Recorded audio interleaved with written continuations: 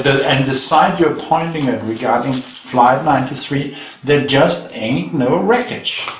And that's it. That's where it stops for me. Show me the evidence, the hard evidence. Don't bring rumors about the coroner. Witnesses. Yeah, but the coroner has to... The person who was there, again, a sort of person, you don't accept the coroner, an eyewitness who was there. Oh.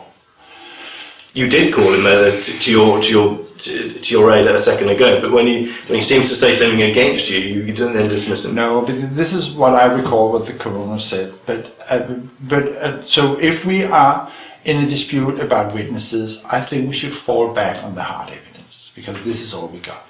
Okay. There are parts of the plane found at the scene. And wait for the grand jury. Yeah. And there are parts of the plane found at the scene. Wonderful. Let's wait for the grand jury. Isn't that hard evidence? Let's wait for the grand jury. Well, you see, the point is there may not be any need for a grand jury if the evidence is already there. What? If the evidence is already there. What? You don't think there's evidence, but everyone else does. What? If you have a crime, and would you say that there is no need for an investigation? What crime? Killing of 3,000 people, even more. By who? I don't know. This is why we need an investigation. Well, because most people accept that there wasn't... The only crime was committed was by 19 hijackers. Yesterday, a poll was published. There's just been a poll among the New Yorkers. You might not know this. And when the New Yorkers was asked, do you want a new investigation into tonight? 48% voted yes. Did you know that? No, I didn't know. Okay, it came in last night. This is half the population of New York. And you're talking about most people accepting? Accepting the official account? Yeah. Yes. But I'm talking about half the population of the New York. And this is hard evidence. This is a poll which was just been published last night, and you don't know. And you think that everybody is accepting. What's the last national poll then you can point to? Oh, I'm not a specialist in so I thought you were just asking me whether you were just questioning whether I should know something happened yesterday. You don't know the last 10 years when there was the last national poll of the US.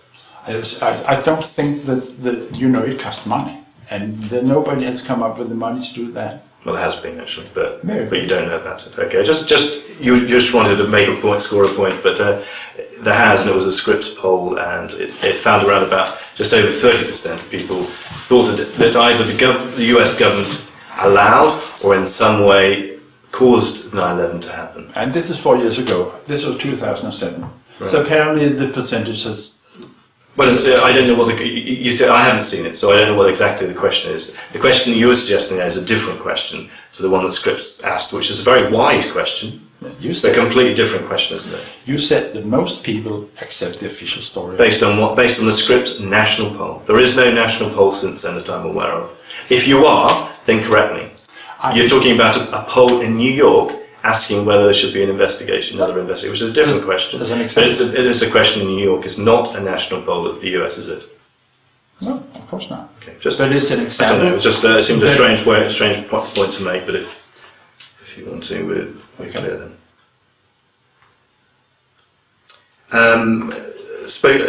Final sort of general point. So I've spoken to a former CIA member who was deputy in charge of the counter-terrorist centre, Philip Mudd.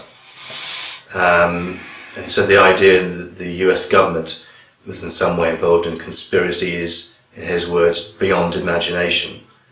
The facts point in another way. Suggest anything else is, in his words, despicable. Excuse me? Despicable. What does that mean? Just insulting, I think is another word. His words? Yes, his words. He used the word despicable. Despicable. Well, I mean, he's talking about his own imagination. He's talking about the suggestion that a lot of people have that you would agree with, who have suggested in some way the CIA or the FBI or the US government in any shape or form has been involved in the conspiracy to kill its own citizens. Well, he's talking about his. I apologize if the millions of people who are questioning the official story are insulting anyone, but I can only apologize on my own behalf. but suggesting that, and I think you are suggesting, that they had a hand in murdering American citizens. I think it's more offensive actually that you want me to believe that a hijacker can throw out his passport at 900, 600 miles per hour. You're insulting my intelligence and coming up with stuff like that. Well, I think as a representative of BBC, you're a member of the press, and you're even, as I understand, you're referring to many years of experience as a producer by BBC. I think that you should stick to your role as what you call the fourth estate, and be ready to ask questions no matter where they lead. I'm glad you ask any questions, that no matter where they lead. Okay. I'm asking you questions. No. But that's the point he made to me, and I wanted your response to that. Which, someone who's spent their life working for the governments, like him, and there are other members of the US government and the FBI, find it beyond the pale, find it offensive to suggest that they spent the last 9 years hunting for a person who didn't exist, that they somehow had a part in killing American citizens, which is what you are suggesting. No, I'm not. I'm not. I'm asking for an investigation, and on the contrary, I think that all these people fighting for their countries, including Denmark, need to see, must be presented for the hard evidence they're fighting for. I think that I am doing the person you're referring to a great service by asking questions. I think he deserves actually an investigation, doesn't he? Well, I don't think he's asking for one. So? He doesn't feel the need. Why is he offended that actually the basic for his own work should be? To be clear, what he said to me is that he doesn't see anything wrong with you asking questions. He's quite happy for you to ask as many questions you want. But the opinion that people then have, the theory that people have, which is basically, you suggest there were explosives and incendiaries planted in 3 buildings at the World Trade Center to kill American people, must have been carried out by someone. You actually don't like to suggest that it could have been carried out by the obvious implicated person, and other people who present alternatives will say this. Look, they say it's the US government in shape or form. They say, the distant figure of Cheney and others in a small cabal were present. Ultimately, what you're saying is that the US government killed its own people. It's the other way around. It was a crime to kill 3,000 people. And I suppose that both you and I want the truth. Agree? Absolutely. Absolutely. So what's wrong with suggesting a criminal investigation of the crime? That's your request. Yeah. Yeah. And that's it. Yeah. Okay? And I'm not discussing other people's feelings. And I cannot relate to anybody's feeling in that connection. I'm opposed to crime. But who possibly could have wanted to carry out an attack like 9/11 apart from Al-Qaeda? I think this is what the investigation is all about. Give me one explanation. I don't see any. Well, give me one explanation. Why would you want to do it? What benefit would it have for President Bush? I'm a political scientist. I'm a natural scientist. I'm not discussing politics. So you can't see any? I am presenting, it is my duty, actually I'm an official servant, to bring my expertise and my knowledge to the public. And this is my duty. As it is your duty to put questions on any explanation which is out there. And I'm all the time talking about hard evidence. I'm not talking about rumors, I'm not pointing fingers. I'm calling for an investigation of a crime. This is completely beyond... But to have any crime, as you would like to call it, one of the basic aspects of any crime is to have a motive. I don't see any motive. What is your problem? Yeah, is it? I don't see it. It may be a problem with philosophy, but if you don't see a motive, I mean, it's not the point is not me, but I mean, in any crime, you would look for a motive. You haven't looked for a motive? Before you investigate? Well, as you investigate, it's one of the essential points of it. Isn't it essential in any criminal investigation to have a motive? If a person is killed, do you think the police is coming and asking for a motive before they start investigating? And you don't think they'd ask for a motive in their investigation? No, but I suggest that you start investigating before asking for a motive. Isn't that natural? You might look for a motive during the course of investigation, but to start an investigation, 3,000 people were killed. Don't you think that should be investigated? Just because you have a limited imagination, should that refrain or prevent the police from investigating the crime? So it was investigated by the 9/11 Commission. It was investigated by NIST on several occasions over many years, at the cost of hundreds of millions of dollars. The 9/11 Commission was a political commission, and it was not investigating the crime. And it failed, trying to make an account of what happened on the day and trying to take measures so that it should not happen again. And the 9/11 Commission report is also deeply flawed, but this has been considered by other people. I know you have met with David Ray Griffin, and he's the expert on that. Now, regarding the NIST report, which addresses the technical aspects, and this is where I come in because I have read it, I would not hesitate to call scientific fraud. It's a cover-up. I stand on that. But you can't see any motive. You can't see. You can't see any motive to do this.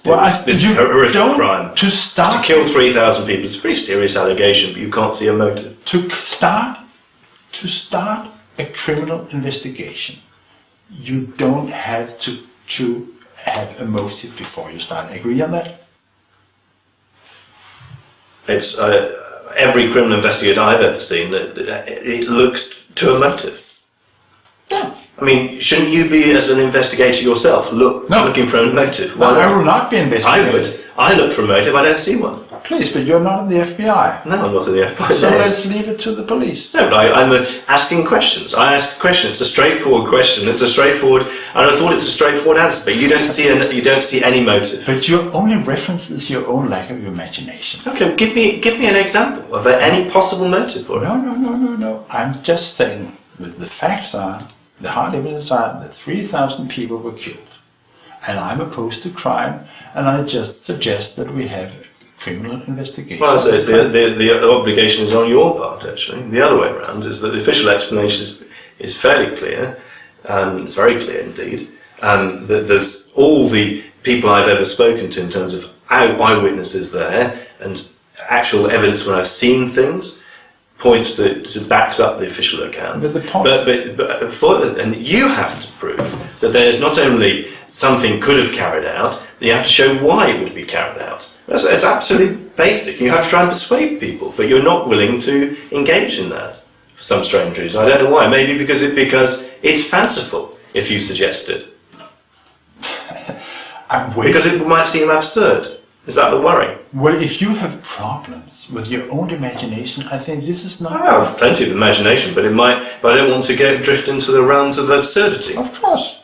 So, do you accept it's absurd to come up with a motive? I think it is absurd, as I just told you before, that the whole scenery, including the 19 hijackers going into the 4 airliners, for which there is absolutely no evidence should be taken from the top. They outfoxed FBI, CIA, 16 intelligence agencies. They got past the ticket control. There are no tickets. They're not on the original flight manifest. There are no boarding passes. There are no ground hostesses seeing them boarding the planes. There are no video evidence for them going on board the plane. They're taking over 4 airliners within, I think, half an hour. They're overcoming 8 very mature, strong airline pilots, 4 of them with military backgrounds, and none of these 8 airlines pilots can just slip the hijack switch when they're overcome by these young men, and they are slamming 2 of them into the Twin Towers at a rate of 960 kilometers per hour. This is like threading a needle on a horseback. You just cannot do that. And as I told you about Pentagon, that you have a pilot, we're talking about the official account now, and what you are ready to believe. You're ready to believe that a person who could not rent a Cessna flew a Boeing 757, he had never been in the cockpit before, and he could make a maneuver where he's going around 290 degrees and diving at the same time several kilometers and slamming it into the best protected and supervised surveyed building in the world after having been flying around in the airspace for 1.5 hours, slamming it into the Pentagon. And this is what you believe. And you are talking, official account, isn't it? This is what you believe, and you are talking about imagination. I didn't say imagination. I'm just asking a simple question. What possible motive is there for planting explosives and incendiaries in the World Trade Center? I'm not calling for. I'm not dealing with motives. I'm dealing with hard evidence, and I promise you, there is no way that the 3 high-rises could come down due to the impact of the 2 airliners. It's against basic laws of physics, and it's against all the observations.